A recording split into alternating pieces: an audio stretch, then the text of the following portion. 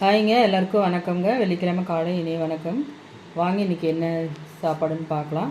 இன்றைக்கி டிஃபன் எதுவும் செய்யலைங்க. இன்னும் 3 பேர்த்துக்கு தான். மகனும் மருமகளும் 2 பேர் ஊரில் இருந்துக்கிட்டாங்க. அவளுக்கு 10 to 7 டியூட்டிங்கிறதுனால அங்கேருந்து போனால் அரை மணி நேரம் தான் ட்ராவல் போய்க்கலான்ட்டு இருந்துக்கிட்டான். நாங்கள் 3 பேர்த்துக்குங்க சாப்பாடே வச்சுட்டாங்க. சின்னவனும் சாப்பாடை வைக்க சொல்லிட்டான். டிஃபன் நாளைக்கு செஞ்சுக்கலான்ட்டான். சாப்பாடு வச்சுருக்குறேங்க. சொரக்காய் கடைஞ்சிருக்கிறேன். இது கும்ப சொரக்கான்னு சொல்லுவாங்க. அந்த சொரக்காய் நேற்று ஊருக்கு போகிறப்ப கடையில் இருந்துச்சு, வாங்கிட்டு வந்தாங்க. ரொம்ப அருமையாக இருக்குது. அந்த சொரக்காய் விட இது நல்லா டேஸ்ட்டு நல்லாயிருக்கும். வெண்டைக்காய் பொரியல் வச்சுருக்கிறேன்.